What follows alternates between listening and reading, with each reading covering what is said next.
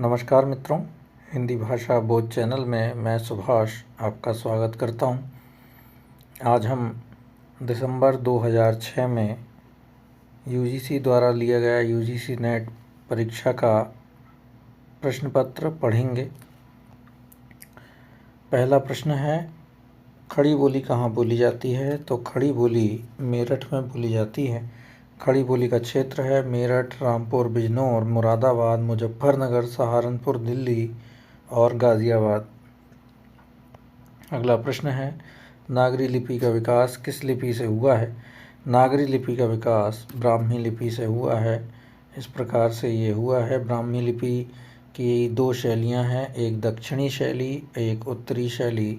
दक्षिणी शैली से तेलुगु, तमिल, कन्नड़ लिपियों का विकास हुआ है और उत्तरी शैली से गुप्त लिपि का विकास चौथी और 5वीं शताब्दी में हुआ, जिसका और परिष्कार होने के बाद कुटिल लिपि हुई। कुटिल लिपि जिसे सिद्ध मात्रिक भी कहा जाता है। और कुटिल लिपि के भी दो प्रकार हैं, एक देवनागरी लिपि और एक शारदा लिपि। देवनागरी लिपि का समय 9वीं शताब्दी है और शारदा लिपि का समय 10वीं शताब्दी के लगभग माना जाता है। देवनागरी लिपि का सर्वप्रथम प्रयोग गुजरात के राजा जयभट्ट 7वीं एवं 8वीं शताब्दी के समय किया था कि एक शिलालेख में किया गया था इसका उपयोग देवनागरी का। अगला प्रश्न है, दक्षिण भारत हिंदी प्रचार सभा का मुख्यालय सभी जानते हैं मद्रास में है। दक्षिण भारत हिंदी प्रचार सभा का मुख्यालय मद्रास, चेन्नई में है। इसकी स्थापना महात्मा गांधी द्वारा सन 1927 में दक्षिण भारत में हिंदी के प्रचार प्रसार के लिए की गई थी। दक्षिण भारत हिंदी प्रचार सभा का पूर्व नाम हिंदी साहित्य सम्मेलन था। अगला प्रश्न है, हिंदी साहित्य का इतिहास से संबंधित गोस्वामी गोकुलनाथ द्वारा लिखित ग्रंथ का नाम क्या है? गोस्वामी गोकुलनाथ ने 84 वैष्णवन की वार्ता लिखा था और एक और ग्रंथ लिखा था 252 वैष्णवन की वार्ता। अगला प्रश्न है, आल्हा खंड का रचयिता कौन है? तो जगनिक आल्हा खंड के रचयिता हैं, जो कि परमाल रासो का एक भाग है। परमाल रासो जो परमर्दी देव राजा थे उनकी प्रशंसा में लिखा गया था जगनिक के द्वारा और 1230 ईस्वी में इसे लिखा गया था। पृथ्वीराज रासो 1192 ईस्वी में चंद्रवरदाई के द्वारा लिखा गया। बीसल देव रासो नरपति नहल ने 1212 ईस्वी में लिखा था। संदेश राशक 12 और 13 शताब्दी के बीच में अब्दुल रहमान ने लिखा था। अगला प्रश्न, इनमें से कौन आलवार महिला संत है? तो आंडाल आलवार महिला संत हैं। आलवार संत दक्षिण के वैष्णव संत हैं। इनकी संख्या 12 माना गई है और आंडाल दक्षिण की आलवार महिला संत हैं, जबकि सहजोबाई तथा मीराबाई उत्तर भारत की महिला संत कवि हैं। तुलसीकृत कृष्ण काव्य कौन सा है? तुलसीकृत कृष्ण काव्य कृष्ण गीतावली है। कृष्ण गीतावली तुलसीदास जी का कृष्ण काव्य पर रचित ग्रंथ है। कृष्णायन 1943 द्वारका प्रसाद मिश्र का महाकाव्य है। प्रभु जी तुम चंदन हम पानी किसकी पंक्ति है? यह प्रश्न अगला प्रश्न है। प्रभु जी तुम चंदन हम पानी रैदास की पंक्ति है। प्रभु जी तुम चंदन हम पानी जाकी अंग अंग बास समानी मीराबाई की पंक्ति है। घायल की गति घायल जाने और न जाने कोई। अगला प्रश्न है, इनमें से कौन रीतिबद्ध नहीं है? रीतिबद्ध कौन सा कवि नहीं है? तो घनानंद रीतिबद्ध कवि नहीं है। रीति मुक्त कवि के अंतर्गत आते हैं घनानंद, और बाकी रीतिबद्ध कवि हैं मतीराम, केशवदास और चिंतामणि। रीतिकाल के रीतिबद्ध काव्यधारा के कवि हैं केशवदास 1555 से 1617 इनका जीवन काल है। सेनापति हैं जसवंत सिंह हैं 1626 से 1688 जीवन काल। मतीराम का जीवन काल 1617 से 1701 ईस्वी तक रहा। देव का जीवन काल 1673 1767 तक रहा। भिखारीदास भी हैं एक रीतिकाल के रीतिबद्ध कवि, और पद्माकर भी हैं। पद्माकर का काल माना जाता है 1653 से 1833। ये शायद गलत होगा। 150 साल से ऊपर जीने वाले हैं ये गलत लिखा है, आप कंफर्म कर लीजिएगा। रीतिकाल के रीतिमुक्त काव्यधारा के कवि हैं शेख आलम घनानंद, जिनका समय है 1689 से 1739। बोधा ठाकुर, जिनका समय है 1766 से 1833। द्विजदेव 1820 से 1869। रीतिकाल के रीति सिद्ध कवि कौन है? बिहारी लाल, जो कि 1595 से 1663 के बीच जीवन काल रहा उनका। अगला प्रश्न है, कौन सा लेखक भारतेंदु मंडल का नहीं है? भारतेंदु मंडल का लेखक कौन सा नहीं है? तो श्रीधर पाठक इसके लेखक नहीं है, जबकि प्रताप नारायण मिश्र, बालकृष्ण भट्ट और प्रेमधन, बद्री नारायण चौधरी, प्रेमधन, ये तीनों भारतेंदु मंडल के कवि हैं।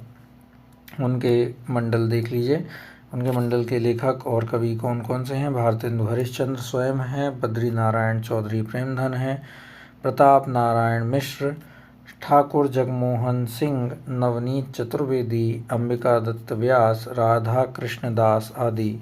जबकि श्रीधर पाठक द्विवेदी युगीन स्वच्छंदतावादी कवि थे। अगला प्रश्न है, एक भारतीय आत्मा नाम से कविता की रचना की है, किसने की है? तो माखनलाल चतुर्वेदी को एक भारतीय आत्मा कहा जाता है। माखनलाल चतुर्वेदी का उपनाम भी एक भारतीय आत्मा रहा है, अभी भी उन्हें एक भारतीय आत्मा से पुकारा जाता है। 1963 में इन्हें पद्म भूषण की उपाधि से सम्मानित किया गया था। बालकृष्ण शर्मा जो थे, उनका उपनाम नवीन था। मैथिली शरण गुप्त को मधुप, राष्ट्र कवि और रसिकेंद्र नाम से जाना जाता है। अगला प्रश्न है, इनमें से कौन सा नाम सही है?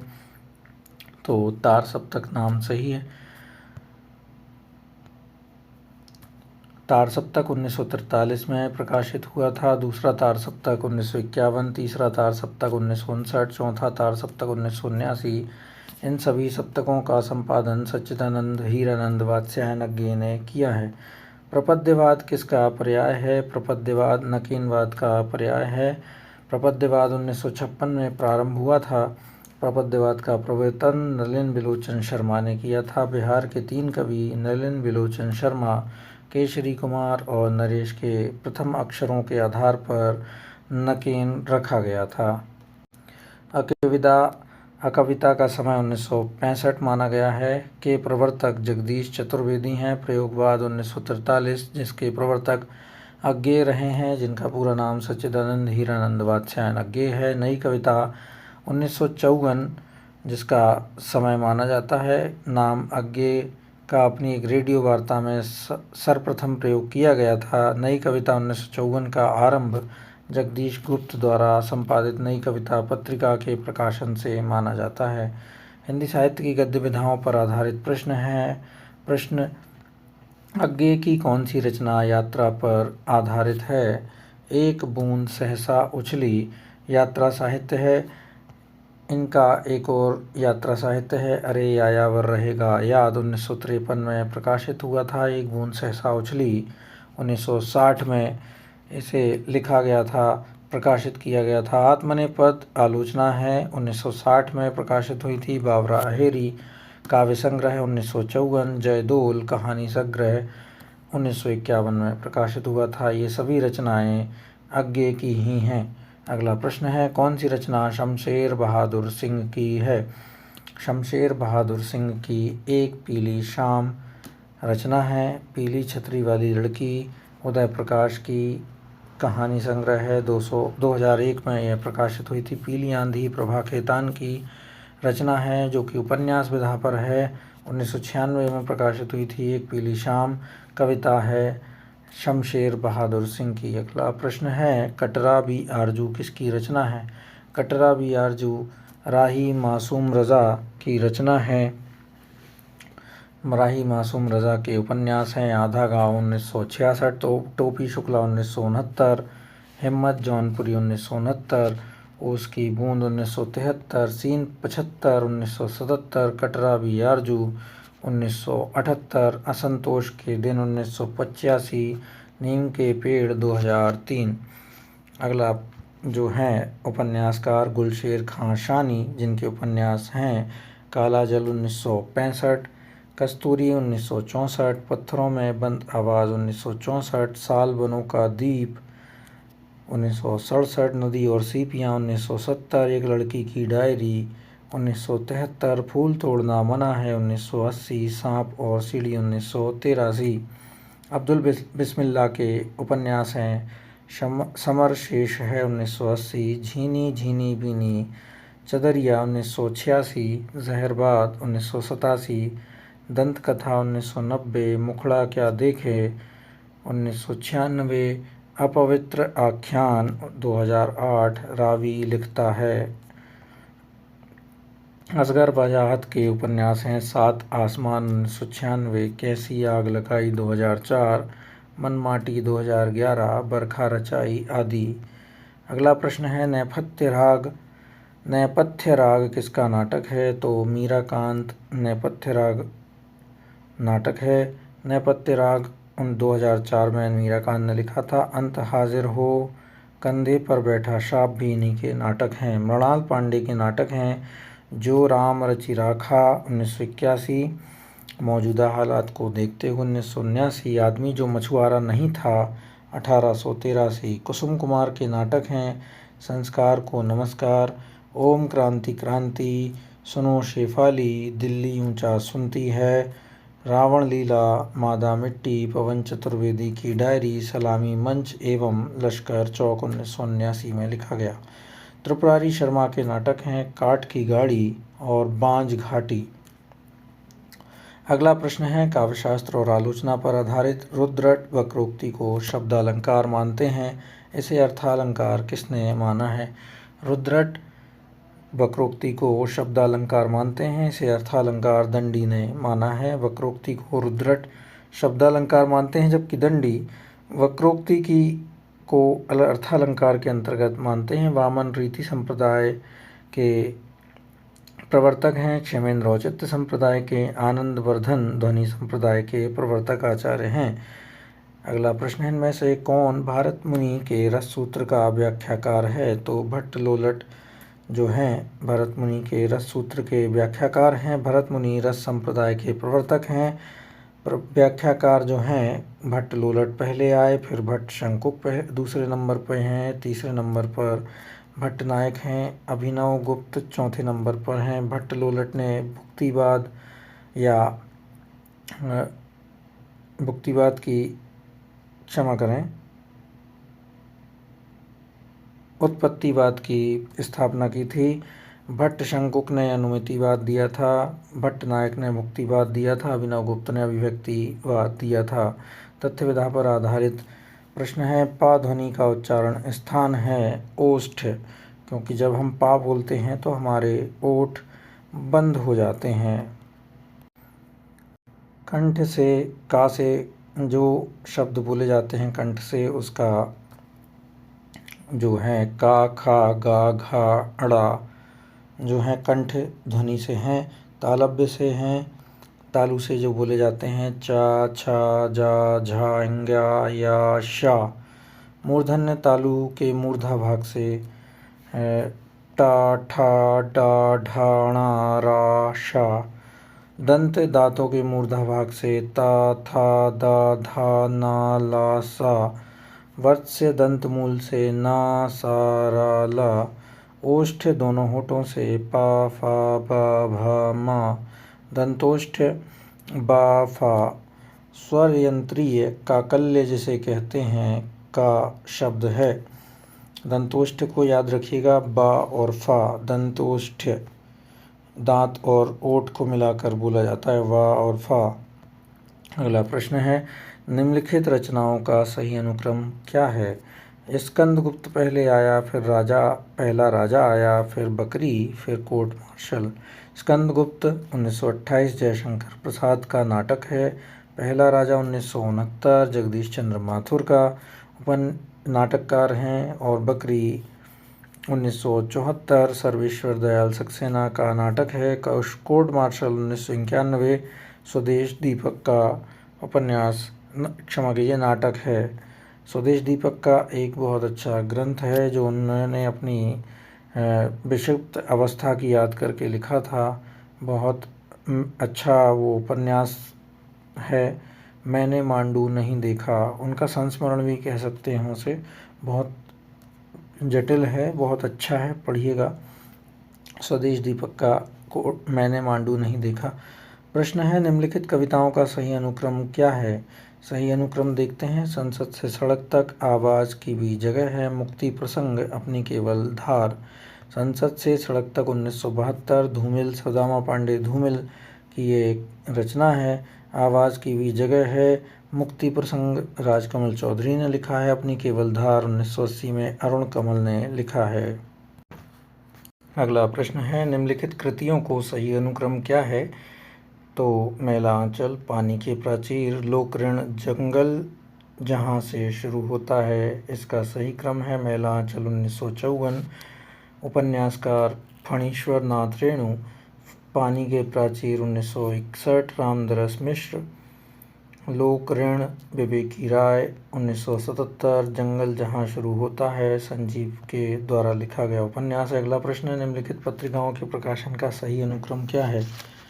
तो सरस्वती, हंस, आलोचना, रविवार, ये सही क्रम है पत्रिकाओं का। सरस्वती 1900 में, चिंतामणि घोष प्रथम संपादक, मासिक और काशी से प्रकाशित होता था। 1930 में हंस प्रकाशित की गई प्रेमचंद के द्वारा, मासिक और बनारस से। आलोचना 1951, शिवदान सिंह चौहान, दिल्ली और त्रैमासिक इसका प्रकार था। रविवार इसके बाद में प्रकाशित होती है। अगला प्रश्न है, कहानियों का सही अनुक्रम कौन सा है? पुरस्कार, कफन, राजा निर्वंशिया और वापसी। पुरस्कार जयशंकर प्रसाद की कहानी है। कफन प्रेमचंद की 1936, राजा निर्वंशिया 1956, वापसी 1960 उषा प्रियमवदा। पुरस्कार कहानी भी 1936 के लगभग ही प्रकाशित हुई थी, लेकिन कफन से पहले प्रकाशित हुई थी। इनके जो इंद्रजाल नामक कहानी संग्रह था उसमें यह सन्निहित थी। अगला प्रश्न है, निबंधों का सही अनुक्रम कौन सा है? निबंधों का सही अनुक्रम है प्रबंध प्रतिमा, अतीत के चलचित्र, ठेले पर हिमालय, प्रिया नीलकंठी आदि। प्रबंध प्रतिमा 1940, निराला उपन्यासकार थे। अतीत के चलचित्र 1941, महादेवी वर्मा इसके उपन्यास क्षमा कीजिए रेखा चित्रकार थीं। और ठेले पर हिमालय धर्मवीर भारती ने 1958 में लिखा। प्रिया नीलकंठी कुबेरनाथ राय का 1968 में उपन्यास लिखा गया है। अगला प्रश्न है, निम्नलिखित का सही अनुक्रम क्या है? तो छायावाद 1918 से 1936, हालावाद 1933, प्रगतिवाद 1936 और नकेनवाद 1956 में आया। छायावाद 1918, हालावाद 33, प्रगतिवाद 36, नकीनवाद 56। अगला प्रश्न है, रामचरितमानस के कांडों का सही अनुक्रम क्या है? रामचरितमानस के कांडों का सही अनुक्रम है बाल कांड, अयोध्या कांड, अरण्य कांड, किष्किंधा कांड। ये 7 कांड थे। 1574 में लगभग इसे रचा गया था गोस्वामी तुलसीदास के द्वारा। पहला कांड बाल कांड, अयोध्या कांड, अरण्य कांड, किष्किंधा कांड, सुंदर कांड, लंका कांड और उत्तर कांड, इसके 7 कांड हैं। अगला प्रश्न है, काव्यशास्त्र के इन ग्रंथों को रचनाकारों के नाम से सुमेलित कीजिए। काव्यशास्त्र के इन ग्रंथों को रचनाकारों के नाम से सुमेलित कीजिए। ध्वन्यालोक आनंदवर्धन, क्योंकि ध्वनि संप्रदाय के प्रवर्तक आचार्य थे। साहित्य दर्पण जो है आचार्य विश्वनाथ के द्वारा लिखा गया था। रसगंगाधर पंडित राज जगन्नाथ के द्वारा प्रकाशित या लिखित ग्रंथ है। काव्य प्रकाश जो कि मम्मट के द्वारा लिखा गया था। ध्वन्यालोक 9वीं शताब्दी में लिखा गया था आनंदवर्धन के द्वारा। साहित्य दर्पण 14वीं शताब्दी में लिखा गया था आचार्य विश्वनाथ के द्वारा। रसगंगाधर 17वीं शताब्दी में पंडित राज जगन्नाथ के द्वारा लिखा गया था। काव्य प्रकाश मम्मट के द्वारा लिखा गया था 12वीं शताब्दी में। काव्य मीमांसा 9वीं शताब्दी में राजशेखर के द्वारा लिखा गया था। अगला प्रश्न है, रचनाकारों को उनकी रचनाओं के साथ सुमेलित कीजिए। तो गुलाब राय की मेरी असफलताएं हैं, गुलाब राय की मेरी असफलताएं, बच्चन का नीड़ का निर्माण, फिर वियोगी हरि का मेरा जीवन प्रवाह, यशपाल का सिंहावलोकन। मेरी असफलताएं गुलाब राय की आत्मकथा है, नीड़ का निर्माण, फिर 1970 हरिवंश राय बच्चन की आत्मकथा है, मेरा जीवन प्रवाह। वियोगी हरि आत्मकथा 1948, सिंहावलोकन यशपाल की आत्मकथा है, 3 भागों में, पहला 51, दूसरा 52, तीसरा 55 में लिखा गया था। अथा तो घुमक्कड़ जिज्ञासा 1948 में राहुल सांकृत्यायन के द्वारा यात्रा साहित्य लिखा गया था। अगला प्रश्न है, आलोचकों तथा उनकी कृतियों का सुमेलन कीजिए। तो हजारी प्रसाद द्विवेदी का है कबीर, और नगेंद्र का है रस सिद्धांत, उसके बाद में देवराज का छायावाद का पतन, और मुक्तिबोध का नए साहित्य का सौंदर्य शास्त्र। नए साहित्य का सौंदर्य शास्त्र 1971 में मुक्तिबोध के द्वारा लिखा गया था। छायावाद का पतन 1948 में डॉक्टर देवराज के द्वारा लिखा गया। मानव मूल्य और साहित्य डॉक्टर धर्मवीर भारती के द्वारा लिखा गया था। कबीर 1941 में हजारी प्रसाद द्विवेदी के द्वारा लिखा गया। रस सिद्धांत 1964 में डॉक्टर नगेंद्र के द्वारा लिखा गया। रस सिद्धांत 1977 के रचनाकार नंद दुलारे वाजपेयी की भी रचना है। अगला प्रश्न है, पत्रिकाओं का संपादकों के साथ सुमेलन कीजिए। तो जो है हिंदी प्रदीप बालकृष्ण भट्ट के द्वारा लिखी गई, बंगदूत राजा राम मोहन राय के द्वारा लिखी गई, उदंत मार्तंड पंडित जुगल किशोर के द्वारा लिखी गई, मतवाला निराला के द्वारा संपादक किया गया। हिंदी प्रदीप 1877 में बालकृष्ण भट्ट पहले संपादक थे। इसके मासिक थी और प्रयाग से प्रकाशित होती थी यह पत्रिका। बंगदूत 1829 में राजा राम मोहन राय के द्वारा साप्ताहिक रूप से निकाली जाती थी कलकत्ता से। उदंत मार्तंड पंडित जुगल किशोर ने 1826 में पत्रिका निकाली थी। सबसे पहली पत्रिका निकाली थी 30 मई 1826 को। इसकी जिस दिन ये पत्रिका निकाली थी उस दिनांक को अर्थात 30 मई को पत्रकारिता दिवस मनाया जाता है। भारत में साप्ताहिक रूप से प्रकाशित होती थी कलकत्ता से। मतवाला निराला ने प्रकाशित संपादित करवाई थी और 1923 में करवाई थी साप्ताहिक, और कलकत्ता से ये भी प्रकाशित होती थी। अगला प्रश्न है, कवियों और कृतियों का सुमेलन कीजिए। कवियों और कृतियों का सुमेलन कीजिए। केशवदास ने रसिक प्रिया लिखी। केशवदास ने रसिक प्रिया लिखी। मतीराम ने ललित ललाम लिखा। भूषण ने शिवा बावनी लिखी। देव ने भाव विलास लिखा। ललित ललाम 1661 से 1664 इसका समय था। कवि थे मतीराम। रसिक प्रिया केशवदास की 1591 में लिखी गई। भाव विलास देव के द्वारा 1689 में लिखी गई। शिवा बावनी भूषण के द्वारा लिखी गई। आर्या सप्तशती गोवर्धनाचार्य के द्वारा लिखी गई। निम्नलिखित पंक्तियों और कवियों का सुमेलन कीजिए। तो कनक कदली पर सिंह समारल, तापर मेरु समाने, तो ये विद्यापति ने लिखा है। और फिर उसके बाद नैन नचाए कही मुस्काए, लला फिर इयो खेलन होली, पद्माकर की रचना है।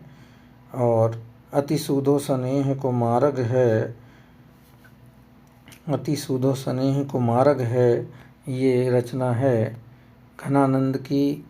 और इसके बाद है मोर पखा सिर ऊपर राखी हूँ, गुंज की माल गले पहरूंगी, तो ये रचना है रसखान की होना चाहिए। जी हाँ, रसखान की रचना है। एक बार और पढ़ लेते हैं। कनक कदली पर सिंह समारज, तापर मेरु समाने, विद्यापति पंक्तिकार हैं। नैन नचाए कही मुस्काए, लला फिर आयु खेलन होरी, पद्माकर है। अति सूदो स्नेह को मार्ग है, घनानंद। जामे नेकु सयान पाक नहीं, ऐसा कुछ करके पूरी रचना है। मोर पखा सिर ऊपर राखी हूँ, रसखान की रचना है। नृपति नयन कमलिनी बूधा, चितवत बासर जाही, हृदय कमल में हरि लें, कमल मुखी कमलाही, मतीराम सतसई की रचना है। अगला प्रश्न है, काव्य पंक्तियों को कवियों से सुमेलित कीजिए।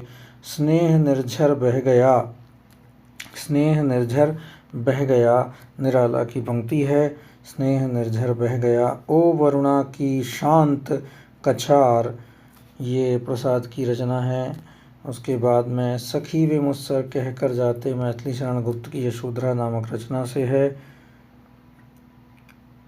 और दिवस का अवसान समीप था, ये हरिओत की पंक्ति है। स्नेह निर्झर बह गया निराला, अरे वरुणा की शांत कछार, जयशंकर प्रसाद, सखी वे मुझसे कह कर जाते, मैथिली शरण गुप्त, दिवस का अवसान समीप था, हरिओत की रचना पंक्ति है। मिलन का मत नाम लो, मैं विरह में चिर हूँ महादेवी वर्मा। अगला प्रश्न है, पात्रों को नाट्य कृतियों से सुमेलित कीजिए। पात्रों को नाट्य कृति से सुमेलित करना है तो स्कंदगुप्त का पात्र जो है वो प्रपंच बुद्धि है, कोणार्क का विषु है, आषाढ़ का एक दिन का विलोम है। उसके बाद में सूर्य की पहली किरण से सूर्य की अंतिम किरण तक यह शीलवती का पात्र है, सुरेंद्र वर्मा ने लिखा है। स्कंदगुप्त 1928, प्रकाशन वर्ष जयशंकर प्रसाद, प्रपंच बुद्धि, देवसेना, विजया, भट्टार्क, पुरगुप्त और पृथ्वी सेन इसके पात्र हैं। कोणार्क 1957 में जगदीश चंद्र माथुर ने लिखा है। विषु, नरसिंह देव और धर्मपाल इसके पात्र हैं। आषाढ़ का एक दिन 1957 की जगह 1951 होना चाहिए, एक बार कंफर्म कर लीजिएगा, 1957 नहीं होना चाहिए। आषाढ़ का एक दिन 1958, मोहन राकेश, विलोम कालिदास, मातुल, दंतुल, मल्लिका, अंबिका इसके पात्र हैं। सूर्य की पहली किरण से अंतिम किरण तक 1975 में सुरेंद्र वर्मा ने शीलवती नाटक पात्र लिखा गया है, सुरेंद्र वर्मा के द्वारा। अगला प्रश्न है, निम्नलिखित रचनाकारों रचनाओं को सुमेलित करना है। तो जैनेन्द्र का मुक्तिबोध, रचनाकार जो हैं जैनेन्द्र, उन्होंने मुक्तिबोध लिखा है। निर्मल वर्मा का वेदिन रचना है। उसके बाद ओम प्रकाश वाल्मीकि की जूठन रचना है। प्रभा खेतान की आओ पे घर चलें रचना है। मुक्तिबोध 1965 में लिखी गई जैनेन्द्र के द्वारा उपन्यास है। वेदन 1964 निर्मल वर्मा के द्वारा उपन्यास लिखा गया। जूठन ओम प्रकाश वाल्मीकि की आत्मकथा 1997 में लिखी गई। आओ पे घर चलें प्रभा खेतान की रचना है, 1990 में लिखी गई उपन्यास के रूप में। अगला प्रश्न है, निम्नलिखित कवियों और कृतियों को सुमेलित कीजिए। सुमित्रा नंदन पंत ने स्वर्णधूलि लिखा, स्वर्णधूलि। जयशंकर प्रसाद ने लहर लिखा। निराला ने अर्चना लिखा। उसके बाद में हरिवंश राय बच्चन ने एकांत संगीत लिखा। बाबरा हरेरी अज्ञे की रचना है। स्वर्णधूलि 1947 में लिखा गया था पंत के द्वारा। लहर 1933 में जयशंकर प्रसाद के द्वारा। अर्चना 1950 में निराला के द्वारा। एकांत संगीत 1939 में हरिवंश राय बच्चन के द्वारा। बाबरा अहेरी 1954 में अज्ञे के द्वारा लिखा गया। अगला जो है अपठित गद्यांश है, इसको पढ़ लेते हैं। शासन की पहुंच प्रवृत्ति और निवृत्ति की बाहरी व्यवस्था तक ही होती है, उनके मूल या मर्म तक उनकी गति नहीं होती। भीतरी या सच्ची प्रवृत्ति निवृत्ति को जागृत कर रखने वाली शक्ति कविता है, जो धर्म क्षेत्र में शक्ति भावनाओं को जगाती रहती है। भक्ति धर्म की रसात्मक अनुभूति है। अपने मंगल और लोक के मंगल का संगम उसी के भीतर दिखाई पड़ता है। इस संगम के लिए प्रकृति के क्षेत्र में के बीच मनुष्य को अपने हृदय के प्रसार का अभ्यास करना चाहिए। जिस प्रकार ज्ञान नरसत्ता के प्रसार के लिए है, उसी प्रकार हृदय भी रागात्मिका वृत्ति के प्रसार के बिना विश्व के साथ जीवन का प्रकृत सामंजस्य घटित नहीं हो सकता। जब मनुष्य के सुख और आनंद का मेल शेष प्रकृति के सुख सौंदर्य के साथ हो जाएगा, जब उसकी रक्षा का भाव तृण गुल्म वृक्षलता पशु पक्षी कीट पतंग सबकी रक्षा के भाव के साथ समन्वित हो जाएगा, तब उसके अवतार का उद्देश्य पूर्ण हो जाएगा और वह जगत का सच्चा प्रतिनिधि हो जाएगा। काव्य योग की साधना इसी भूमि पर पहुंचाने के लिए है। इससे संबंधित प्रश्न है। भक्ति किसे कहते हैं? तो भक्ति है धर्म की रसात्मक अनुभूति को कहते हैं। धर्म की रसात्मक अनुभूति को भक्ति कहते हैं। अपने मंगल और लोक के मंगल के संगम के लिए मनुष्य को अपने हृदय के प्रसार का अभ्यास कहाँ करना चाहिए? तो प्रकृति के क्षेत्र में अपने हृदय के प्रसार का अभ्यास मनुष्य को करना चाहिए। अगला प्रश्न है, शासन की पहुँच कहाँ तक होती है? प्रवृत्ति निवृत्ति की बाहरी व्यवस्था तक होती है। शासन की पहुँच प्रवृत्ति और निवृत्ति के मूल या मर्म तक नहीं होती है। अगला प्रश्न है, किस वृत्ति के प्रसार से संसार के साथ जीवन का प्राकृत सामंजस्य घटित होता है? तो रागात्मिका वृत्ति के प्रसाद से संपूर्ण संसार के साथ जीवन का प्रकृत सामंजस्य घटित होता है। अगला प्रश्न है, धर्म के क्षेत्र में शक्ति भावना किससे जागती है? तो कविता शक्ति से जागती है। धर्म के क्षेत्र में शक्ति भावना कविता शक्ति से जागृत होती है। अब कथोपकथन पर आधारित प्रश्न पढ़ लेते हैं। इसमें स्थापना और तर्क के आधार पर हमें बताना होता है। स्थापना है, मिथक मानव इतिहास को समझने का द्वार है। तर्क है, क्योंकि ये इतिहास की भांति तथ्यात्मक होते हैं। ए और आर दोनों ही गलत हैं। मिथक समाज में व्याप्त एक कल्पना है जिसका पालन हमारा समाज करता है। भूतकाल में हमारे पूर्वजों द्वारा जो नियम कानून अथवा लोक प्रथाओं का प्रारंभ हुआ है उसी को मिथक कहते हैं। मिथक का कोई साक्ष्य या प्रमाण नहीं मिलता है। मिथक काल्पनिक होता है। मिथक हर समाज और देश का अलग अलग होता है। मिथक काल्पनिक होता है, तथ्यात्मक नहीं होता। अगला प्रश्न है, स्थापना पश्चिम के नए ज्ञानोदय ने बहुस्तरीय वर्चस्ववाद को बढ़ावा दिया है। तर्क है, उसी कारण साहित्य में विकेंद्रीकरण की प्रवृत्ति बढ़ी। तो ए और आर दोनों सही हैं। पश्चिमी देशों के नए ज्ञानोदय के कारण साहित्य विश्व में चारों ओर फैला है। पश्चिमी देश विकसित देश का शिक्षा स्तर, मनोवैज्ञानिकता, दार्शनिकता, सामाजिक यथार्थवाद उच्च कोटि का माना जाता है। पश्चिम के साहित्य द्वारा संपूर्ण विश्व में ज्ञान की धारा प्रभावित हुई है। अगला प्रश्न है, स्थापना रहस्यवाद की कविताओं में सबसे अधिक विरक्तिजनक दो बातें होती हैं। भावों में सच्चाई का अभाव और व्यंजना की कृत्रिमता। तर्क है, क्योंकि भावों का संबंध विशुद्ध आध्यात्म से होता है। ए और आर दोनों गलत हैं। रहस्यवाद की कविताओं में धर्म दर्शन को स्वीकार किया गया है। रहस्यवाद के अंतर्गत आने वाली रचनाओं में शब्द कला, वासनात्मक प्रणयोद्गार, वेदना विवृत्ति, सौंदर्य संगठन, मधुचर्या, तृप्ति, व्यंजना इत्यादि की अधिकता रहती है। रहस्यवाद में भाव मन से जुड़े होते हैं।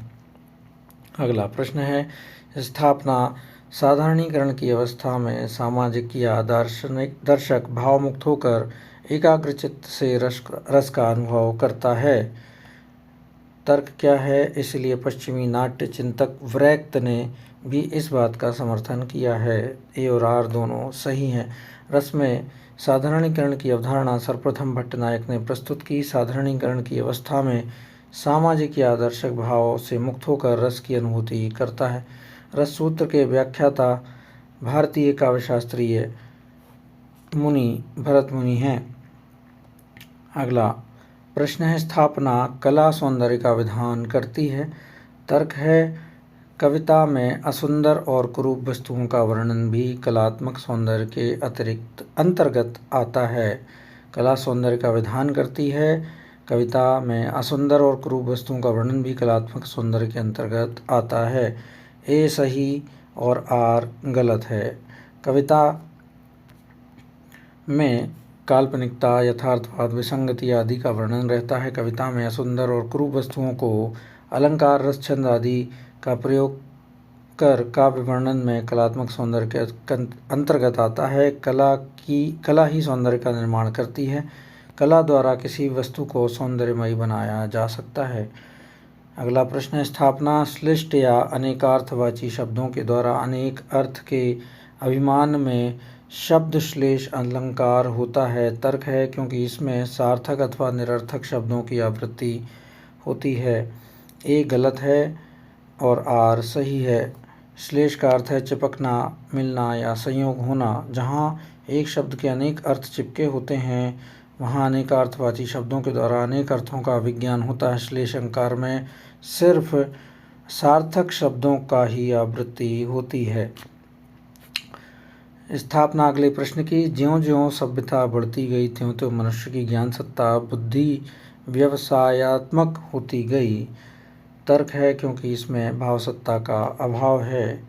ए और आर दोनों गलत है। मानव का विकास उसकी बुद्धि ज्ञान पर निर्भर करता है। जैसे जैसे सत्यता अर्थात सत्य का प्रभाव बढ़ता है, वैसे वैसे मनुष्य की ज्ञान सत्ता में बढ़ोतरी विकासात्मक प्रक्रिया के तहत होती गई। भाव सत्ता की वृद्धि वहाँ होती है जहाँ प्रेम, श्रद्धा अथवा सम्मान होता है। तो मित्रों, ये थे हमारे दिसंबर 2006 के प्रश्न पत्र के पूर्ण 50 प्रश्न। आशा करता हूँ इससे आपकी सहायता होगी पढ़ाई में। आगे इसके अगले वीडियो में जून 2007 का पेपर हम पढ़ेंगे। पढ़ते रहिए। आज्ञा दीजिए। धन्यवाद।